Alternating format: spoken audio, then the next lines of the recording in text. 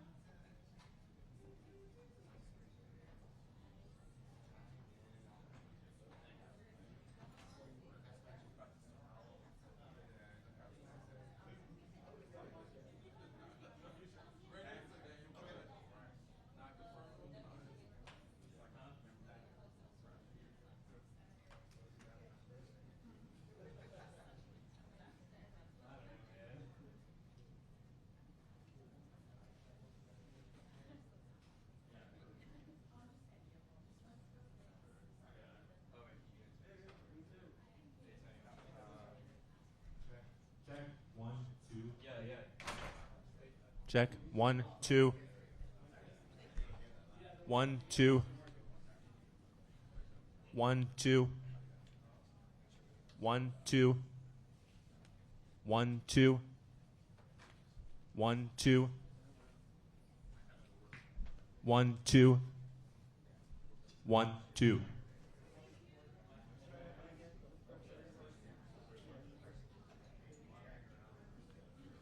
1, 2.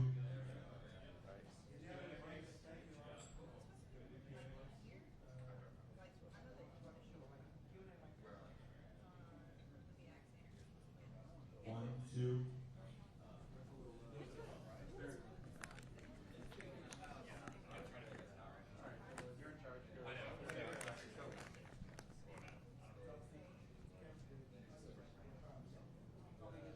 One, two, three, four.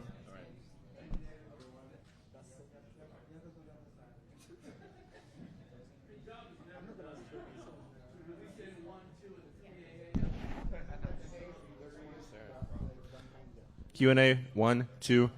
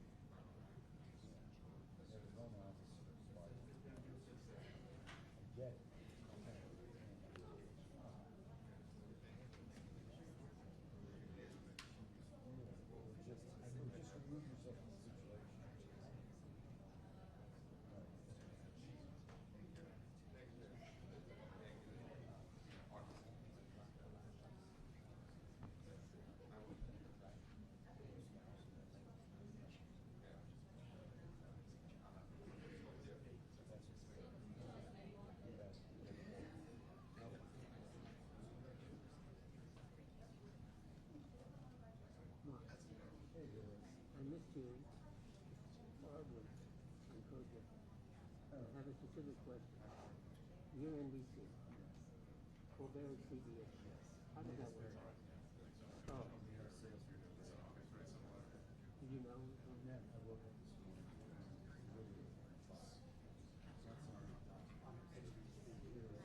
Lady on another network. And as I told you, they cut it. I mean, you did it. You know, in your state.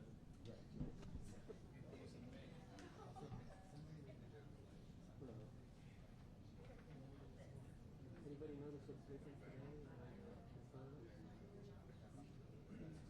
Yeah, look at those bottles. I never seen those bottles before.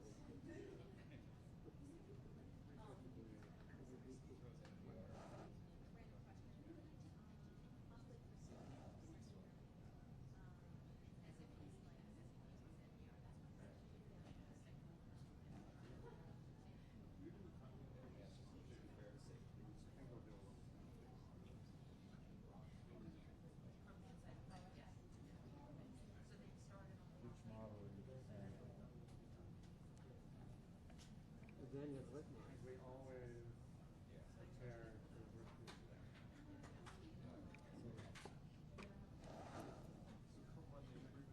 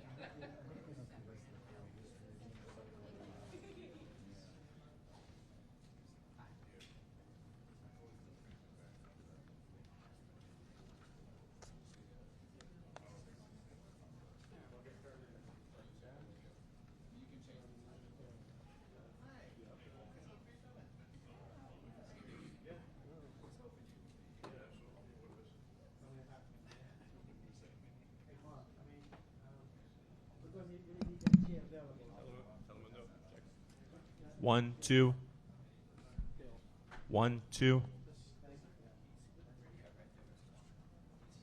1 2 1 2 1 1 2 1 2. Yeah, there. Okay.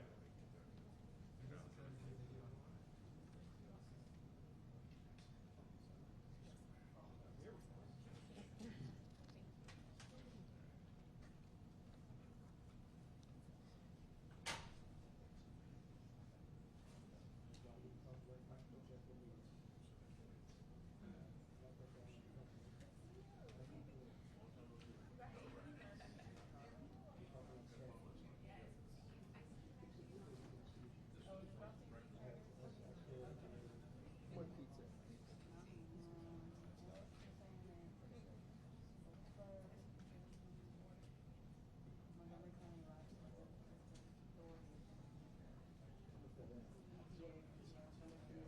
Oh yeah, that's. I was just looking at the. Yeah. You see the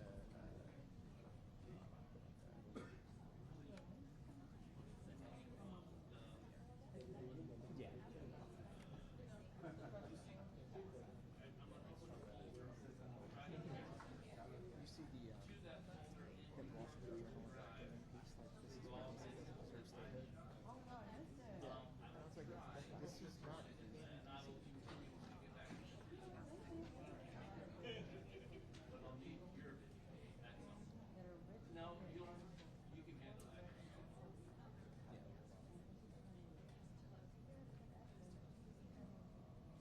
I didn't even, well, I don't have a subscription, I didn't read it, but I like read the headline and I was like, this is easy water.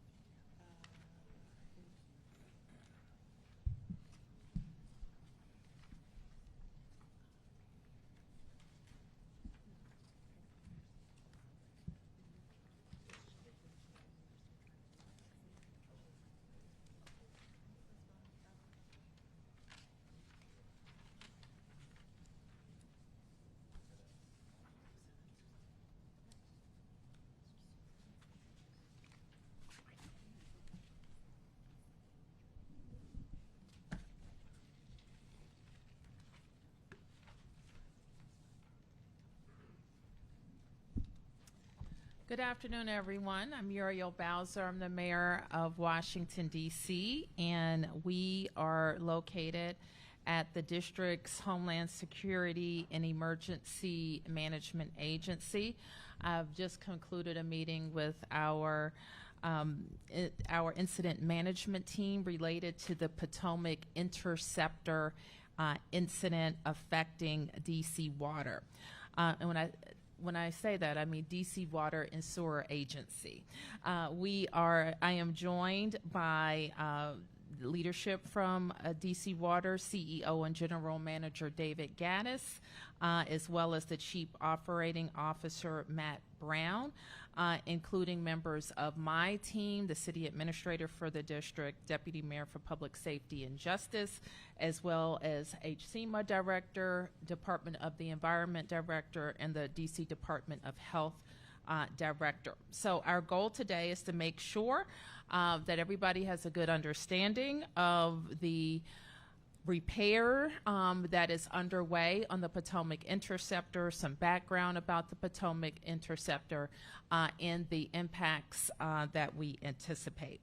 So I am going to pass it off to DC Water, and there will be a lot of probably concepts or even places in our presentation that people aren't that familiar with. So at some points I'm going to ask people just to define or explain to make sure there's a clear understanding of what we're saying.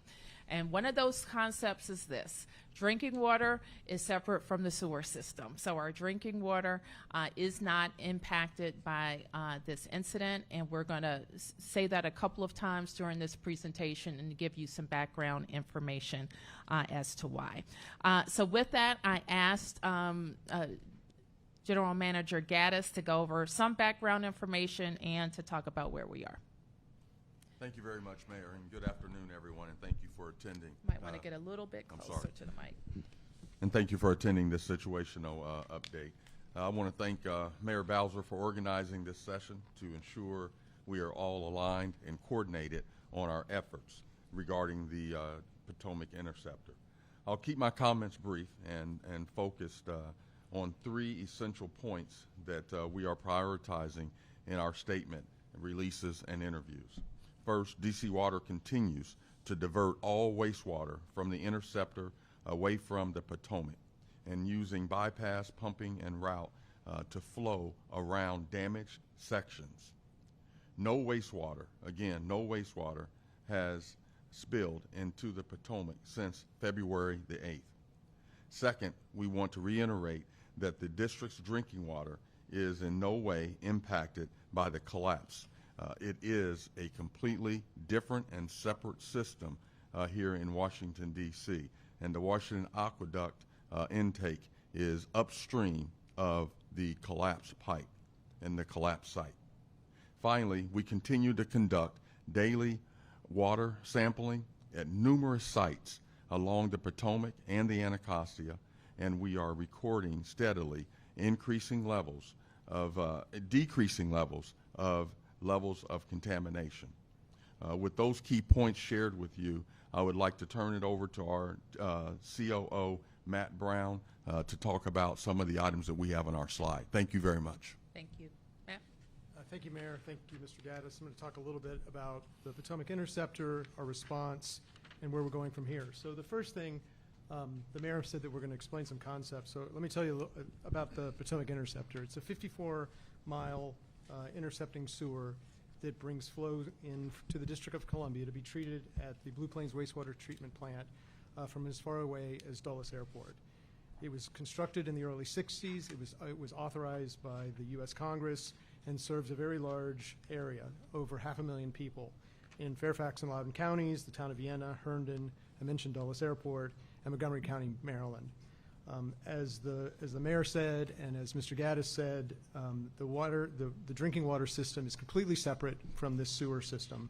And in fact, you can see on the map the location of the water intake, which is north or upstream of the break location that you see in red. There is a separate water intake at Little Falls downstream that was closed at the beginning of the event and remains closed. And so the aqueduct is only drawing from that upriver source. Next slide, a little bit more about the Potomac Interceptor, including some pictures of its construction in the 60s. I'll go through those first. The two methods that were used to construct the Potomac Interceptor were what is called cut and cover. So you see that on the left with the gentleman standing in the pipe. The earth is removed, the pipe is laid, and then it's covered back up.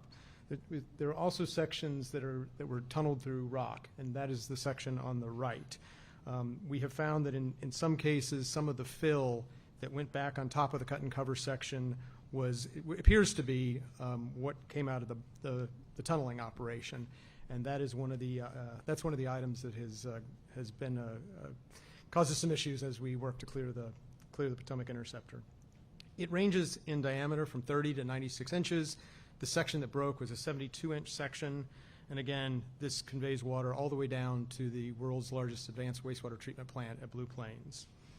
This is a section of pipe that we inspect our sewers regularly.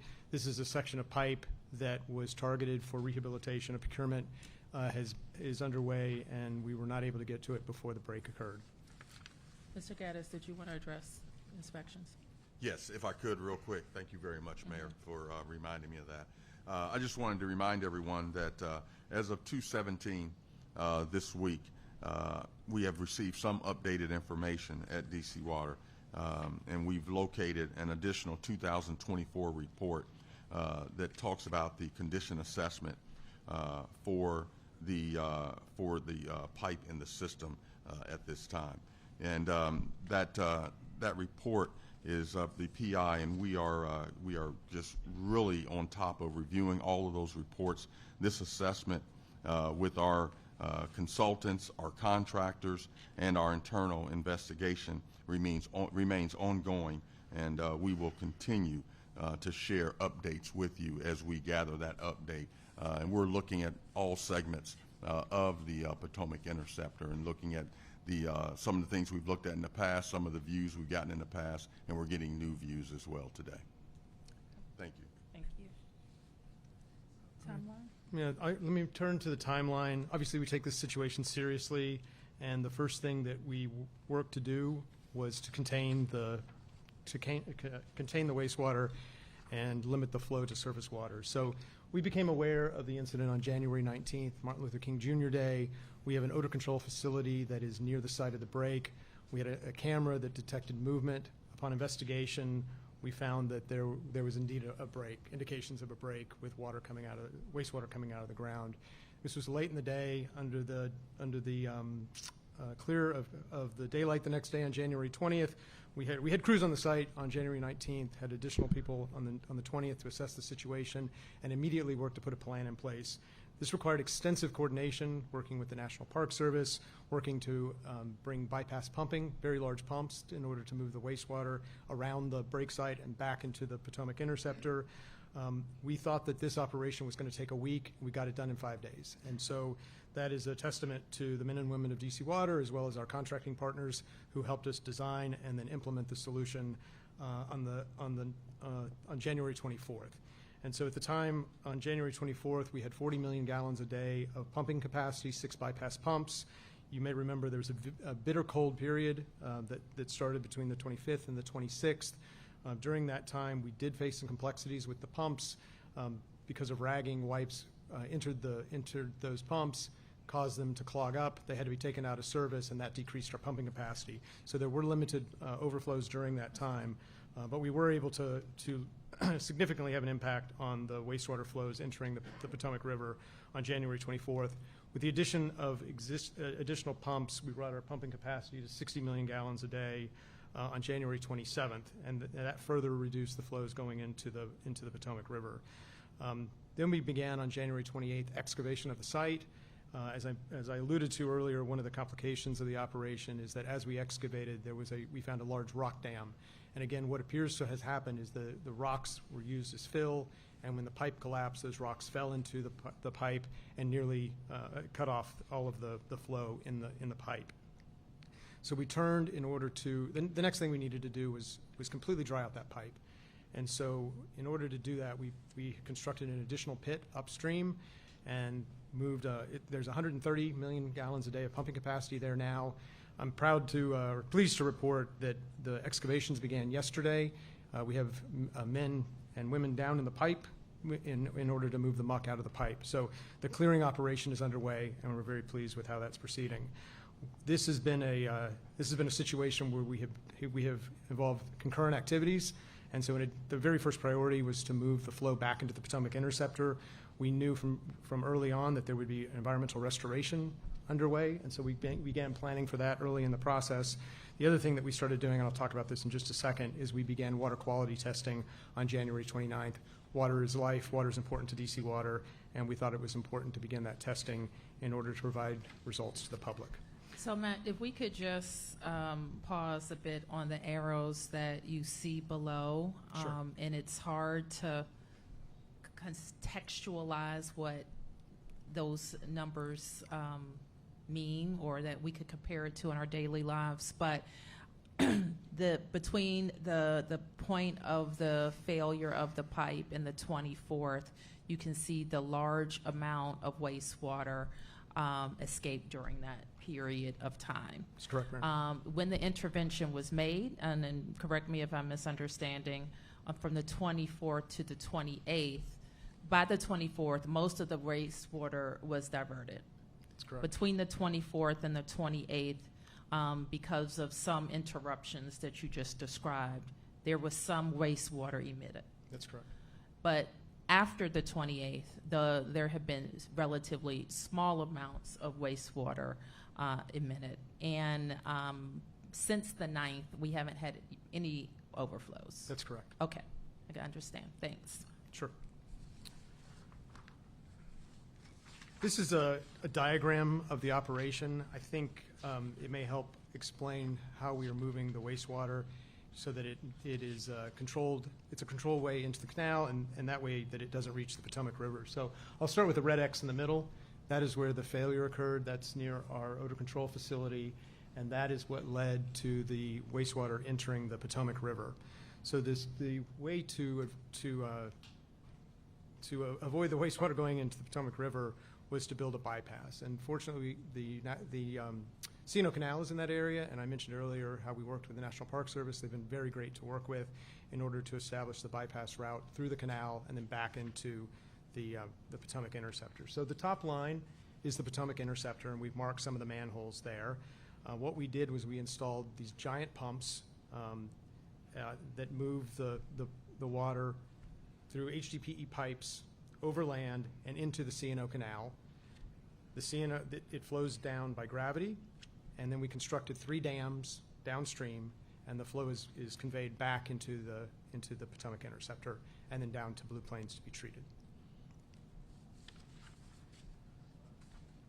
This is the specific location in relation to the District of Columbia. It was a 72-inch section of the pipe that broke. It was made of reinforced concrete pipe. It's a reinforced concrete pipe, and that location is about 4.5 miles from the district boundary. I mentioned that testing was important to us, and so beginning on the 29th, we began water quality testing at 6 locations. At a location upstream at Old Anglers Inn, at the site where the flow entered the Potomac River, and then at 4 locations in the District of Columbia. And we've posted these results daily in order to be transparent. You'll notice in red there are very high readings near the drainage channel, and there will continue to be high readings there until we can do the environmental remediation in that area. But if you can see in all of the other locations, and I know that the district is going to talk about test results in a bit, but you can see that the results both above and then below have been within normals that we normally see or can normally see in the District of Columbia. There is a limit of 410 where swimming is not recommended because of the E. coli levels, and the results that are in green are those that are below 410. Just a little bit about the historic C&O Canal. The C&O Canal was completed in 1850 and was a shipping lane. And so goods were transported on the C&O Canal, and there's a towpath adjacent to the C&O Canal. The C&O Canal was dry in that location. It is lined with clay, which means that it can hold the wastewater and move it down to the location where it can be conveyed back into the Potomac interceptor. The distance that the wastewater is conveyed in the canal is about half a mile. And after this incident is over, we'll begin that environmental remediation effort that I talked about earlier. There's 3 main locations where we will be doing environmental remediation. We want to make sure that that plan is ready to go as soon as the flow is returned to the canal. The 3 locations are obviously the canal that's being used to convey the wastewater. The second is the drainage channel, which brought the flow to the Potomac River. And then the third is the shoreline of the river where the overflow entered the river. And so we're coordinating with National Park Service and the Maryland Department of Environment on that. And it is the canal, just to be very clear. The canal is how we're keeping the sewage out of the river. We hope that members of the public, anyone who would like to learn more, will join us at our DC Water headquarters on Wednesday, February 7th at 7 p.m. so that we can have a conversation about the incident and how we addressed it and how we will move forward. Thank you, Madam Mayor. Okay, thank you, DC Water. And now we're going to hear from the District's Department of the Environment as well as DC Health. And we're going to just walk through how our agencies are responding. I already talked about our incident management team that brings all of the emergency management planning capability here at DCH-SEMA and all of our agencies that support a particular incident. So we're working that. But now let me turn to Richard Jackson from the Department of Energy and the Environment to talk about water testing and what's available publicly. Yes, ma'am. So for DOE, we've started conducting weekly testing of the river in conjunction with the testing that DC Water has already done. We're moving toward a daily schedule, which will occur as we transition from DC Water to us. We've worked with EPA to allow us to have access to their laboratories in Fort Meade that will allow us to, again, ramp up our testing abilities. Those testing results will be posted, and we will also be conducting inspections of the site on a daily or weekly basis. Actually was there yesterday. Okay, if we could advance the slide. And Richard, could you just, Sure. because we're going to be talking about what you're finding and what we can see in terms of these numbers in the district. Yes, ma'am. So what this slide shows is kind of giving a little context, a little history of sampling in the river. So in 2011, these are 2011 results that you see before you at Fletcher's Cove, Key Bridge, 14th Street Bridge. Those were typical results that we've seen in 2011. As we move into 2012 as a comparison, as you can see, those numbers also fluctuated but stayed in that range of abilities. In 2011, there was some slightly higher levels at Pennsylvania Bridge and South Capitol, but again, going to 2025, still comparable. So that's just kind of giving you a history of the data that we've collected over the years and how that data is reflected using those same 6 points that we've always used. And again, those numbers all fall within, the majority fall under the 410 recreational standard. And so that just gives you a little bit of history of what has occurred in the river to date. And I think the next slide shows what. So we're this pulling slide out. shows here is the current data we've collected since February 9th, 2026.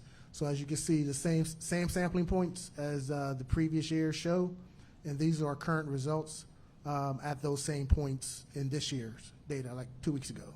So still, slightly elevated as we see, but well within the 410 range, or excuse me, below the 410 recreational limit. And what you see beside that is the map showing DC Water sampling points in blue, and then in red or purple, burgundy, those are the sampling points that DOE are sampling at currently. As we transition over, we would also be covering all those points, would still be covered as we transition to weekly testing.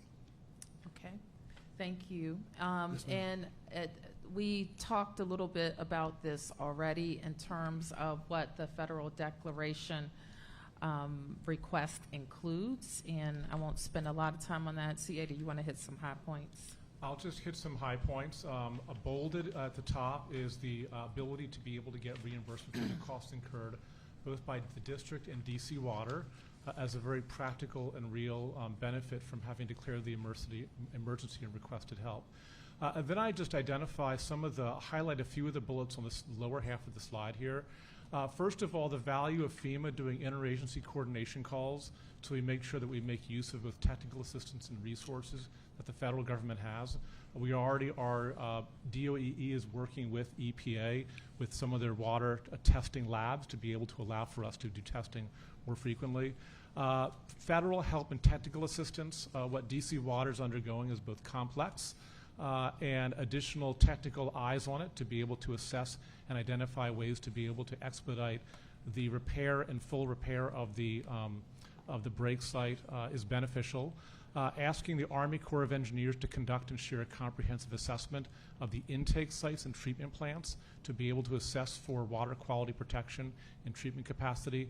And then finally, recognizing that there are some small business consequences from this downstream as a result of, particularly as we get to a prolonged period of lower activity on the waterways, being able to make sure businesses affected by this have an opportunity to be able to get aid and financial benefits from that. And then the only highlight on the right-hand side is just identifying the need for long-term remediation and capital improvement that we both will do as a region with DC Water and look for federal assistance support to be able to do that.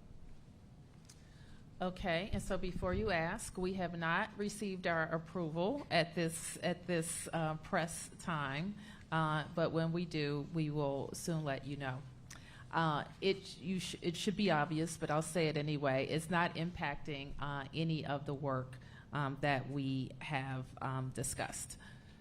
Again, drinking water is not impacted, and who wants to walk through why it's not impacted? I will do that. Okay, thank you, Doc. So, hello, I'm Dr. Bennett from the Department of Health. So as you can imagine, my main concern initially was whether our drinking water would be impacted, and so I have learned a lot from DC Water and DOE about why we feel comfortable. Our drinking water system is a separate system. You could see it somewhat on the map. The river is the source of our water, and we do get water come in from the river, but it was upstream of this event. And it enters a system that is separated out from the sewage system. So the sewage water goes to Blue Plains, the drinking water goes to the Washington Aqueduct, and they are not together. So the water used in our drinking water is pulled upstream from the break, and you can see that there was water testing upstream to be sure that there were no impacts in that area, and we did not see any increase in the levels there. And then the wastewater that did go into the river, we can see from the data, did increase levels downstream, so it flowed downstream and our water remained at an intake upstream of that. The intake site that is downstream is the Little Falls, and that is closed during this season of the year generally and was not open at the time of the break and will not be opened anytime soon as is routine. And so we don't have any reason to think there will be contact between this sewage spill and our water intake at any point. And so once pulled from Great Falls, the water goes to the Washington Aqueduct, which the Army Corps of Engineers runs, and then it's cleaned and distributed to DC Water, and then DC Water distributes it to customers in the district. So all of the water we're getting is after the cleaning process, and before it got to the cleaning process, it never was in contact with the sewage. So I feel comfortable telling everybody that we don't have a concern about drinking water in the district. We did do an advisory about contact with the river, and that was really an abundance of caution. So what we're telling people right now is that we really shouldn't be having contact with the river right now, so avoiding contact, and that means personal boating, all of our kayakers and folks who are generally on the river as it gets warmer, fishing and pets and playing or wading in the water. So I'm most concerned, of course, about pets, small children, elderly people, folks with immune problems. So generally, we're asking everybody to not be in contact with river water until we've had some more confidence that it's safe.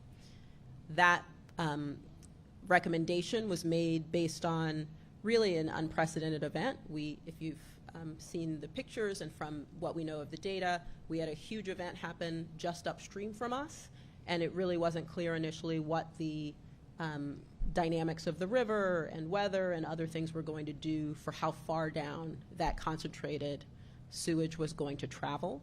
We have seen from our data that we have had some initially high levels that have really decreased since then. So we will be looking at when we will decrease our guidance. So when will we lift our guidance? We have, at this point, we have had a last overflow on February 9th. You can see in the data at the site that there are increases related to the initial site and then the overflow. Downriver from that, we're looking at every site downriver and seeing pretty stable data.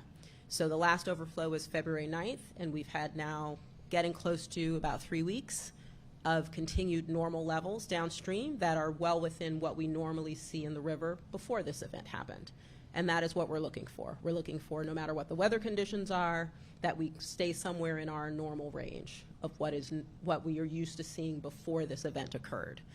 We expect that that will, at 21 days, which will be on March 2nd, we will have seen that pattern continue, and then we will lift the advisory. Under district law, just a reminder, we're not supposed to be swimming in either of our rivers already. We are very commonly under the recreational limit, but still it is considered district law that you not swim in the river without some special permit or permission. Most of you do not have that, so please don't swim in the river, even when we lift the advisory. And these are the last 3 points I will go over. Drinking water is not impacted. Of course, that's the number one, and never was. So it's not that it's become safe. It was safe the entirety of this incident. There's no overflow into the Potomac anymore, so what we are seeing now is the clearing of that first incident, and the last overflow on February 9th is getting further distant away. DC Water and DOEE are monitoring for E. coli levels. We're going to publish those weekly, but we're going to be able to start to see daily levels coming soon. And until further notice, which we expect will not be too much longer, we're still asking you to avoid contact with river water on the Potomac side.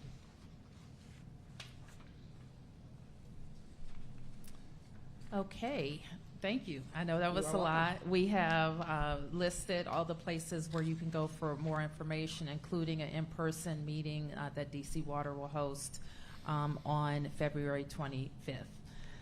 And now I want to turn to Clint to talk about the weekend weather forecast.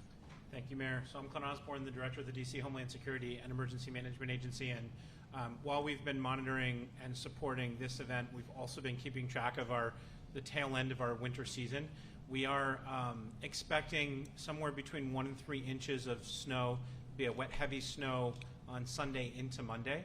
To prepare for that, the district snow team has been going through their normal preparations, and they'll begin a full deployment of assets of the snow team, all of our plows, light trucks, heavy trucks, on Sunday, February 22nd. In addition, the Department of General Services is monitoring the forecast and is ready to begin deploying their snow teams as needed to get out and pre-treat. One thing with the cold temperatures we've had, we've been on message about this, and we want to continue to stay on messages. Our shelters are open, and there's room for everybody who's unhoused or sleeping outside. You can request free, accessible transportation for yourself or someone else if you call the shelter hotline at 202-399-7093 or by dialing 311. So we just want to really remind our unhoused residents and people who interact with unhoused residents that those resources are available, and we really want to see you be safe and inside during these cold and wet conditions. Okay, that was a lot of information. Thank you for your patience, and we'll be able to take a few questions. Yes. Hi, thank you, Raphael with WSA-9. Mr. Gaddis, you mentioned the report, the additional report. I'm sorry, we just didn't get the context of what the report indicated or how it kind of pertains to the presentation. Like, what will that report add to the context of that pipeline that collapsed? We're currently reviewing that report. I've asked for the report to be reviewed and for us to continue to get as much information out of that report as we did the report that I referenced for 2021. And so as we get additional information, I will definitely make sure that you, the media, the public, get more information about that report. But one of the things we do know is that report, there was an assessment. There was also an assessment by the engineers as well on the 2024 report, and very similar to what we saw in the 2021 report. But I just wanted to be totally transparent that there was a 24 report. Just for further clarity, so essentially it would tell you the condition of that pipeline in question during the 2024 period. Is that It correct? would. That is correct. Mark, So just more on this, who wrote that report? Mark, before you continue, can you all turn up the mics a little bit for me? Okay, go, Mark. Thank you. So, Mr. Gass, who wrote that? Was that an internal report? Was that done by an who wrote that 2024 report? And I don't know who wrote the report in 2024, but I will get you that information. have you seen the report? I have not seen the report Mr. myself. Brown, has anybody from DC Water up here seen the report? I've not seen the report. Do you have reason to believe that it raised red flags about this section or any other sections of the interceptor that maybe somebody missed? What we do know is that what we've been told is it is very similar to the 2021 report, but without me looking at it itself, I can't say, Mark. And then could I follow up on that just on the 2021 report? And you had indicated that you would release that and the NASCO scores. Did any section of the interceptor that had been rated over the past 5 years, you'd indicated that 90% of it had been rated on the NASCO score. Did any sections of the interceptor rate worse than the 3.5 that this section rated in during that time? So the way, if I could just explain real quick, the way that pipe is rated with the score that you referenced, an 1,800-foot section is what's rated, and then it is the average, and that is the number that I've been giving you on the 3.5 piece. And so as a result, there are different places in the pipe that may have a spike where it's, maybe needs to continue to be looked at or monitored and reviewed. And there are sections in the pipe that do need that in the 2021 report, but I don't know about the 2024 report. So in the 2020, and I appreciate it, that's very helpful and informative, and I really appreciate that explanation of how to understand those numbers. But so in the 2021 report, were there any of those sections that averaged out to a score more troubling than the 3.5 score that this section averaged out to? Yes, sir. So did any of them get rated at a 5? I don't know if it was at a 5. I do know there were some 4. There was a 4 in there. There may have been a 5. But also what goes with that, Mark, is the engineers then take a look at that. And it's not just the report itself or the rating. We also look at the cover.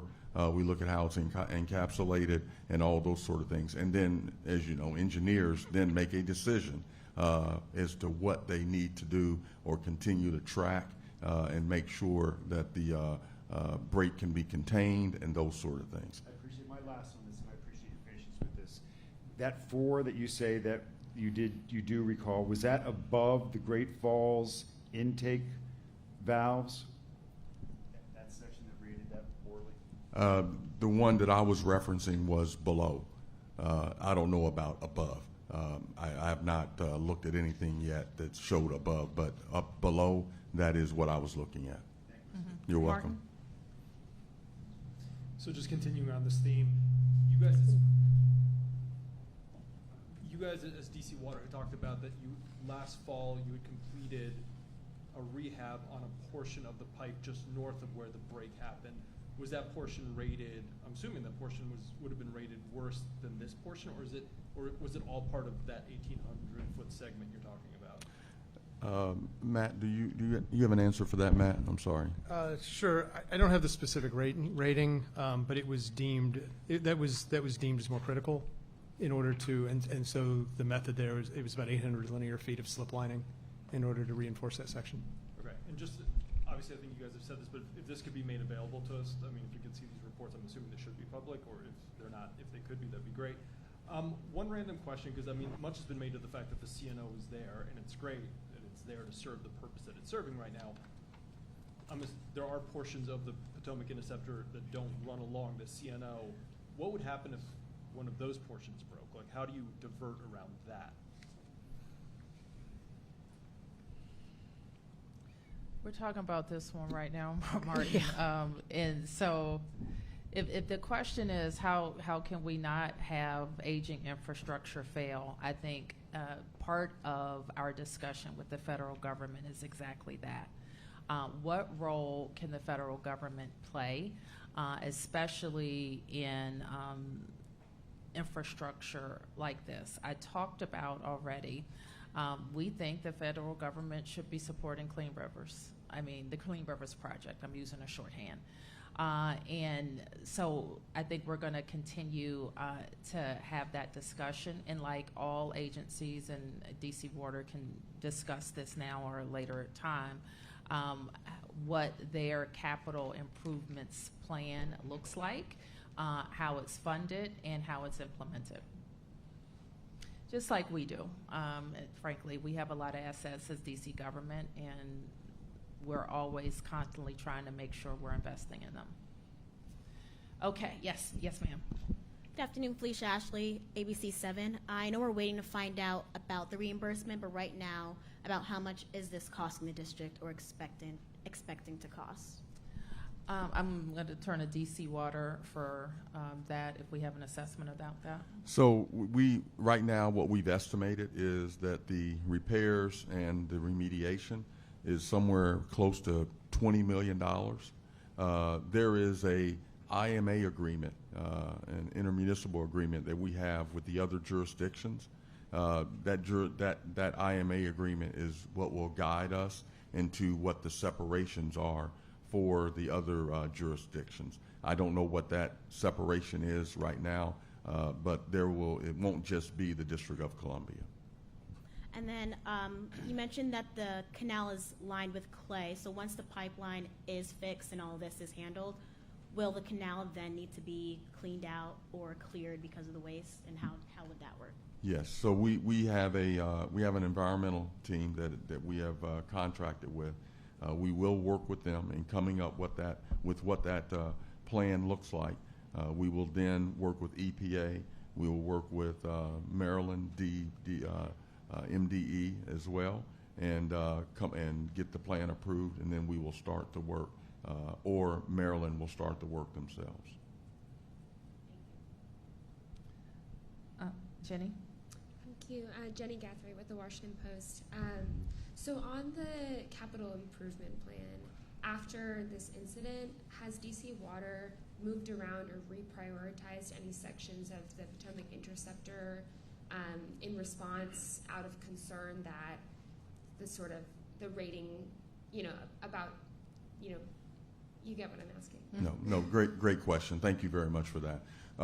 What we're doing is we are taking a look at all of our past reports and identifying where we see issues, and that will lead us to a reprioritization, but we have not, at this point in time, reprioritized anything at this point in time, but we are going through that process as we speak.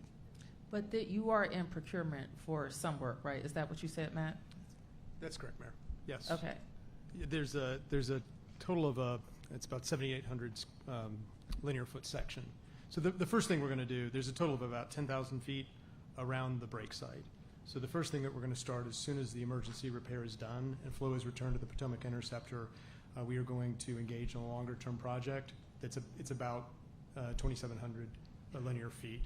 And then beginning this summer, we'll be procuring for the remainder of the project for a total of 10,000. Sorry, a couple more. And then on the ratepayer side of things, I know that we're still waiting to know if the federal government will kick in funds. So obviously there's some uncertainty there. But if that doesn't happen, would DC Water raise bills for residents to pay for these various capital projects? At this point in time, I don't see us having a rate increase because of this incident. We have already submitted to our board our rate increases that we're looking forward to in the future in order for us to continue to run the utility and provide clean drinking water and sewer services to the District of Columbia. And so, but at this time, we don't see where there would be an increase because of this incident. And last question. It seems like part of the discussion about the river and its water quality is moving forward going to be maybe just as much about public perception as anything else. You know, after this incident, you have people who might be increasingly concerned about the water quality, even though the testing data. So maybe Director Jackson, you know, or Mayor Bowser, how are you going to approach that piece of things to reassure people about the river, given all the publicity, you know, of this massive sewage spill, and what feedback are you already getting there? Well, I hope that you'll be a part of that process, Jenny, and report the information that we definitely had a massive spill when it was contained, and what's happening in testing data downstream from the incident. And so all we can give people is the facts and report them as timely as we can. And likewise, make adjustments. And part of why we're kind of looking ahead to lift the advisory is because we had an unprecedented event. There are repairs going on. There's weather events happening. So if the doc comes to me and says, well, you know, we thought March 2nd, but maybe it's going to be a little bit later, then that's what it'll be. But we will give the information, we'll evaluate it and report to the public as we need it. Yes. If I could go back to the cost, the $20 million cost, and kind of tie that together with the request for federal aid. At the last briefing, DC Water, you guys had told us that you believed the Maryland and Virginia would bear the brunt of, or at least 55% of the cost, because that's kind of how that IMA breaks down, and you're shaking your head in affirmative there. But I'm wondering if the president were to grant the emergency declaration and the request that Mayor Bowser has put forth, we've seen her request kind of listed as the District of Columbia and DC Water getting assistance. The president has put out on social media, now Maryland and Virginia need to ask for their own help. What I'm kind of trying to get at is, if the cost is $20 million and then the president grants the mayor's request for funding, would that kind of cover just DC's portion of what is owed, or would that cover all the regions? So let me take a stab at what you're asking, Mark, because DC Water can't make their own request, okay? And I'm making it on their behalf, and we'll pass through those costs, and we expect 100% reimbursement. So I mean, that's why I agreed to do it. In terms of what the breakdowns are, I think if the president wants to help Americans who deserve to know that the Potomac River is safe, it doesn't matter, in my estimation, if it comes through DC to DC Water, because DC Water serves DC, Maryland, and Virginia. It's kind of hard to parse it out. And if things upriver aren't taken care of well, it does impact the perception of the mighty Potomac. And so for us, it has to be taken care of. Upriver, downriver, at the site, in DC, it all has to be taken care of. And we're happy to be the conduit for the region. Just as DC Water, you saw, did you see the description of what that Potomac Interceptor, who it's for? It's for the region, because all of the flow is coming down and going over to the aqueduct. But it serves a lot of people in this region. Yes. Okay, go ahead. Beatrice Peterson, ABC News. So I noticed that you were saying that DOE would conduct regular fish and wildlife surveys starting in March. I was wondering, why is the testing starting in March? And are you guys at all concerned about cherry blossom season being impacted by the situation? Nobody has, I haven't seen anything at this point that would suggest to me that cherry blossom season would be negatively impacted. I just haven't. Richard, on the why when we started March. March is in a few days, by the way. In terms of the wildlife assessments, yeah, that's kind of the season. So we would have normally started doing our normal surveys and everything in March anyway. We're just going to, again, increase frequency and increase the scope. The same way with the testing, water testing.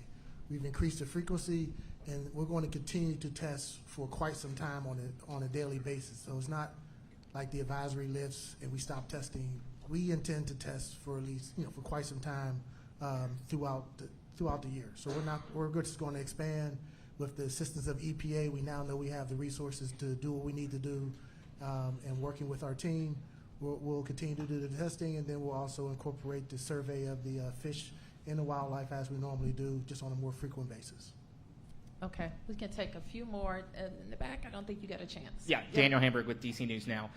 Just in terms of, obviously, there's been a lot of talk about who's responsible for what. You said you're, in communication with the EPA right now, and DC Water has been working with the Park Service in terms of the C&O Canal. What is happening right now before the president responds to, your request for, especially reimbursement, of course, is the big thing. But what is happening right now in addition to testing that maybe folks are unaware of in terms of when the president says, ask us for help? You guys have been being helped already by the federal government? Yes.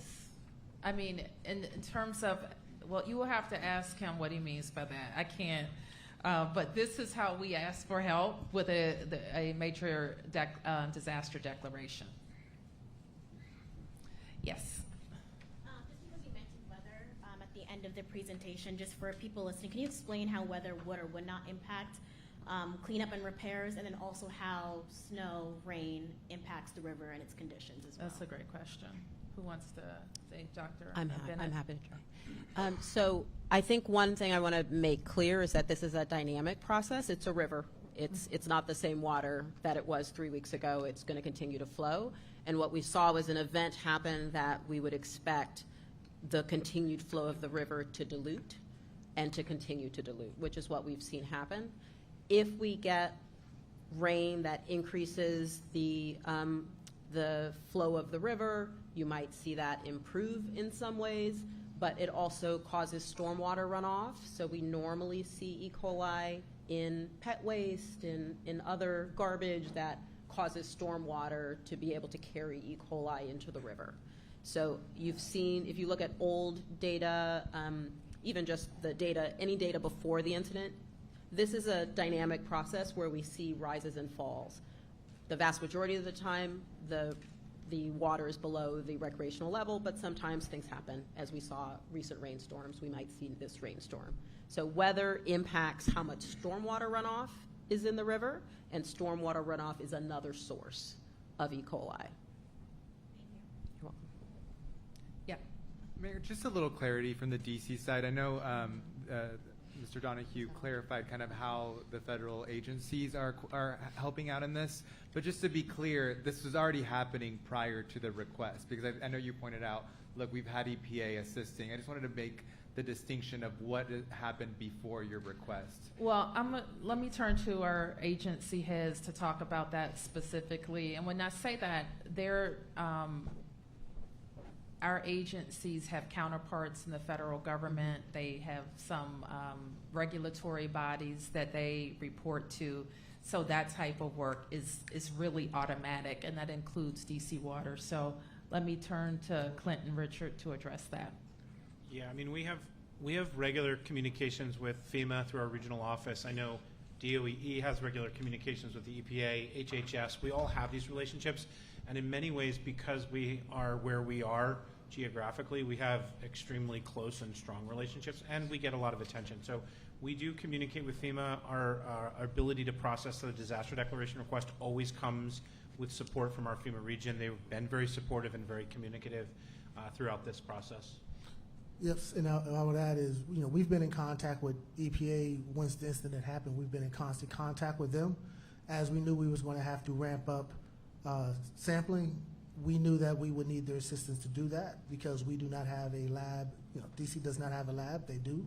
So that was one of the requests we made, and knowing that we were going to go down this path. So we've been in communication with EPA Region 3 from the beginning. They've been a great partner. They've also worked with MDE. And so part of that, what we're doing is just based on a relationship we have with EPA over the years. Now that you've got crews in the broken portion of the pipe, how quickly do you think you could determine, or could you even determine a cause of the break? And then is any of this linked, is any of what happened here with this portion of the pipe linked to the rehab that was done just a little bit up the way last fall? What I would say is at this point in time, I was out on the site yesterday and got some feedback from them yesterday when we finally got down there. Don't know how soon we'll be able to say what the cause of the break is, but as soon as we find out, we will be transparent in communicating that as to what the cause of the break is. And so that's what we're continuing to work that. I will tell you the men and women are working very, very hard out on this site. They're actually down, 20, 30 feet, and they're using shovels in digging some of this out, simply because it's very temperamental down there, the shoring, and we just want to make sure that everyone stays safe. But we do think that by mid-March, we will have completed and have everything back going into the PI and be able, the Potomac Interceptor, and be able to shut down the flumes and those sort of things where we are taking water at this point in time. Okay, last question in the back. Just a question for DC Health in terms of, obviously, the messaging has been around coming in contact with the actual water. Mm-hmm. For people who are walking around or, living nearby where that sewage is still flowing down the C&O Canal, is there a health risk from being next to that sewage for too long? Obviously, if you can smell it and taste it. So it is really contact. So what we're talking about, the bacteria we're talking about it would be contact. They're not airborne like a virus would be. So there's a reason they have fencing along there to avoid that contact, and as long as people stay out of that area, they should be fine. So I'm not concerned about the odor or the area not in direct contact with sewage water. Okay, thank you very much, everybody.